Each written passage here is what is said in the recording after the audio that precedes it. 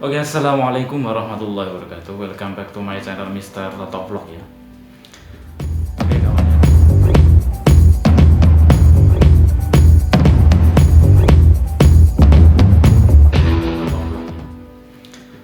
Oke kawan ya, di video kali ini akan membahas tentang temanya, apakah orang yang terkena COVID-19 itu bisa sembuh gitu ya.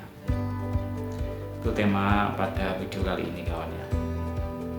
Jadi mungkin teman-teman ada yang penasaran gitu ya, soalnya kalau di luar sana kan terkena virus langsung meninggal gitu kan, kayak nggak ada obatnya gitu loh ya.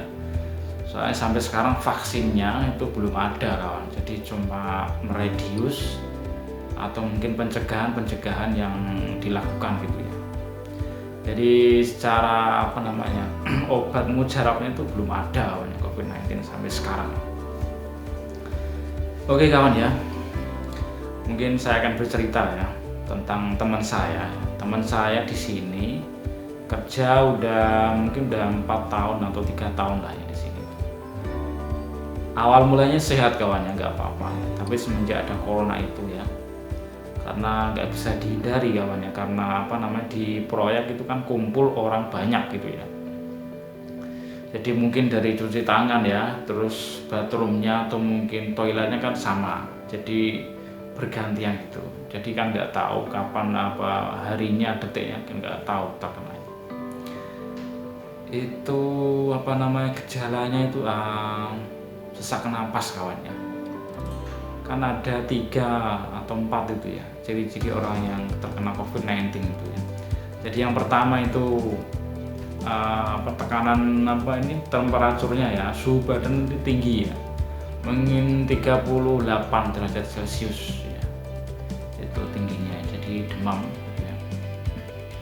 Kemudian batuk ya, batuk kayak kering gitu ya, mungkin TBC, paru-paru kering itu. Kemudian sesak napas itu. Lah teman saya ini kawannya itu sesak napas gitu. Teman saya yang dari Filipina ini sesak napas, jadi pernapasannya sulit gitu Pak. Kayak orang mengien atau mungkin orang terkena asma gitu ya. Itu intinya. Itu diketahui ketika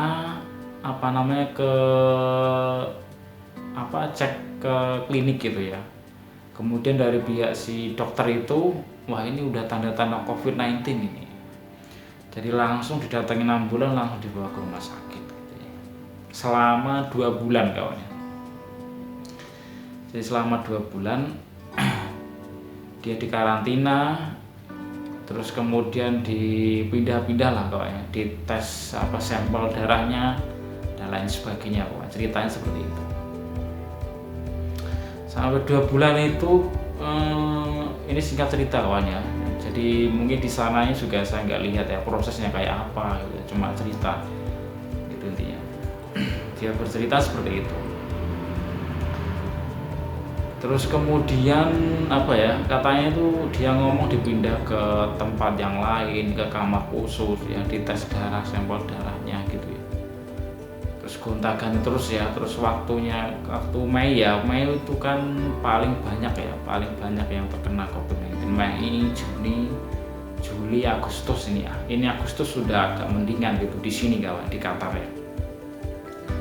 Itu. Jadi waktu Mei itu, jadi terkena itu Mei kawan teman saya ini. Terus kemudian Mei, Juni, Juli ya. Mei tanggal 27 saya ingat itu ya. Mei, Juni, Juli, kemudian dipindah. Kemudian udah 2 bulan, kemudian dikembalikan ke Sarekah atau mungkin perusahaan itu ya, karena udah negatif gitu ya, tinggal pernapasan doang gitu ya. Jadi saya tanya, kamu di sana diapain gitu ya? Walah dipindah ke sana kemari, dicek sampel darahnya gitu ya. Sampai badannya ini kurus kering gitu ya, long leg kawan ya, balung sama kulit doang gitu ya. Rambutnya juga gondrong ya, jadi paling kelihatan pucat sekali gitu saya lihat. Jadi emang udah nggak, COVID-19-nya udah hilang, jadi tinggal pernapasannya doang gitu Pak. Jadi saya tanya sekali lagi, apa yang kamu rasakan gitu ya pertama kali gitu ya? Ya cuma sesak napas gitu. Yang lainnya enggak, kayak batuk, demam tinggi enggak normal, cuma pernapasan doang. Jadi memang sungguh sangat menyakitkan kawan sekali, menyusahkan sekali COVID-19. Jadi awalnya sehat, kemudian diserang, terus imbasnya seperti itu. Jadi nggak bisa normal seperti semula gitu ya, kayak orang cacat gitu ya. Fisiknya dari luar emang sehat gitu kan, utuh ya, tapi di dalam ini kawan ya, dalamnya ini mungkin kurang tenaga, kurang kayak vitamin gitu ya, seperti kayak kurang darah juga, jadi lemes gitu ya. Apalagi pernapasan, menyerang pernapasan, istilahnya kan prono kan ya, penting sekali, pokoknya orang hidup kan napas ya, itu intinya. Kemudian kawannya disuruh pulang oleh dokter selama sudah 2 bulan itu, dikembalikan ke perusahaan, dari perusahaan dibikin kayak ruang isolasi lah ya, 15 hari gitu ya, istilahnya menunggu proses pemulangan gitu ya. Jadi orangnya disendiriin, dibuatin kamar sama perusahaan gitu ya, sampai tiketnya keluar terus dipulangin gitu ya. Gitu. Jadi tiap hari, tiap detik ya, pokoknya 24 jam itu ya pakai silinder tabung gas itu kawannya, ditorak-tarik, didorong ke sana kemari gitu ya. Soalnya kalau dilepas sebentar itu udah sesak napas dia. Mungkin malah bisa-bisa meninggal juga kawannya kalau terlalu lama nggak dibantu dengan oksigen ini kawannya. Itu intinya. Jadi jawabannya adalah bisa sembuh kawannya, tapi nggak 100% hilang itu enggak ya COVID-19. Jadi ada sisa-sisanya gitu loh ya. Jadi teman saya yang Filipina ini emang pernapasannya ya diserang gitu ya. Jadi kemudian sudah dari rumah sakit itu cuma dibawain tabung gas ya untuk bernapas gitu ya, bukan gas galon, gas oksigen gas LPG untuk masak, bukan ya, itu gas O2 oksigen ya. Itu udah nggak dicek lagi, enggak, kemudian dibawain obat kalau mungkin terlalu sesak napas ya, kalau batuk-batuk gitu ya. Intinya ya coba aja bayangin kawannya, istilahnya mau napas aja harus pakai bantuan gitu, jadi pakai selang gini ya, selangnya taruh sini ya, terus kemudian ini join ke tabung gas itu ya untuk bernapas. Jadi yang kecil segini ini kawan ya, yang kecil ini mungkin berapa ya, 1000 liter atau berapa. Soalnya yang full, yang besar itu dari 500 ya, mungkin 1200-an ini untuk berapa ya, untuk 6 jam. Jadi nggak hari, bukan harian, bukan jam-jaman gitu kawannya. Jadi gasnya yang kecil ini itu 6 jam udah habis gitu ya. Jadi ngisi ulang lagi. Kemudian yang agak gede itu 4 hari bisa kawannya. Seperti itu. Jadi saya bayangin, wah ini kalau di rumah ini oksigen ya beli terus ya, oksigen isi ulang terus ya, kayak tabung LPG itu gitu ya. Tapi ya tetap disabari gitu ya, soalnya nggak bisa menolak gitu kan ya. Itu intinya. Kemudian udah jatuh tempo 15 hari, udah dipesenin tiket, udah ready gitu ya, udah dibookingin gitu. Jadi emang pesawatnya menyediakan tabung gas gitu ya, jadi emang khusus lah, udah dipesan gitu ya sama perusahaan ya. Alhamdulillah perusahaannya tanggung jawab dan emang ya benar-benar ngurusin sampai ke rumah ya, sampai ke Filipina gitu ya. Jadi dari sini, dari kamar ini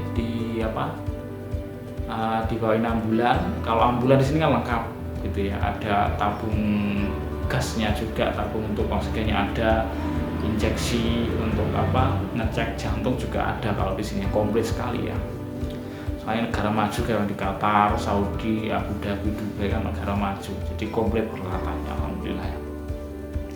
Itu mungkin kalau di rumah ya habis berapa juta itu ya mungkin untuk apa namanya itu penanganan COVID-19 ya, kan mahal sekali gitu ya.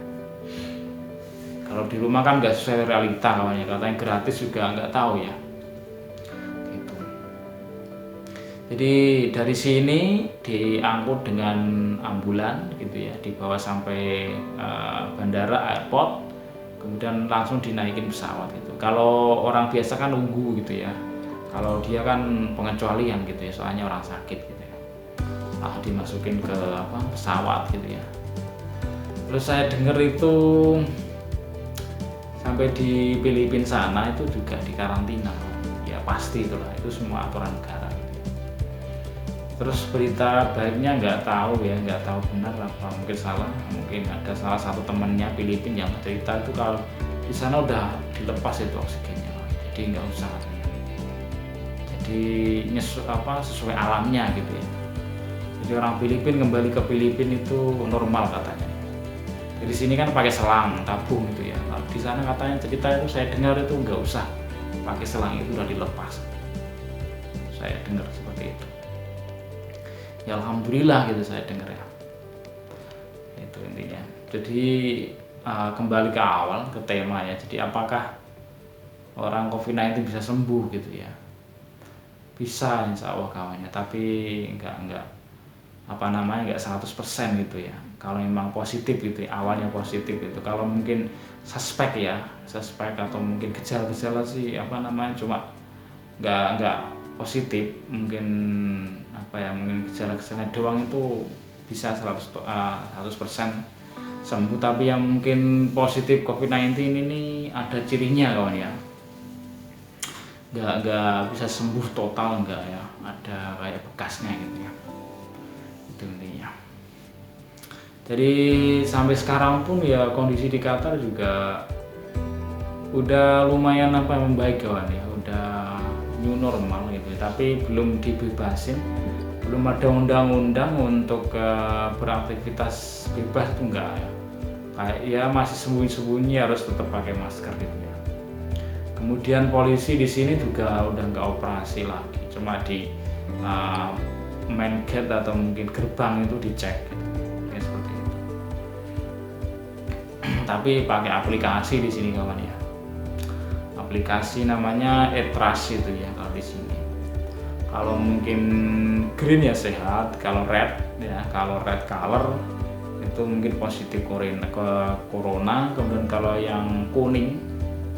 Nah, kuning ini kan suspek ya, kayaknya misalnya kalau yang tanda kuning ini misalnya satu kamar gitu ya, terkena ya lainnya ini dampak kayak seperti disangka lah seperti itu. Mungkin saja gitu ya seperti ini ya. Kemudian yang ada green, yellow, grey, kemudian red gitu ya. Kalau yang grey itu karantin kawannya. Harus dikarantina. Jadi di main gate sana gitu dicek aplikasi, kemudian di market juga dicek dengan aplikasi itu namanya ETRAS gitu ya. Jadi kalau masjid di sini masih belum bisa jamaah kawan ya, masih disuruh sholat masing-masing di kamar gitu ya. Kalau di sini belum normal gitu ya, tetap ada namanya orang banyak kawannya yang sembunyi-sembunyi gitu ya, ada. Tapi memang dari resmi dari Qatar belum ada undang-undang ya, jadi masjid belum dibuka gitu ya.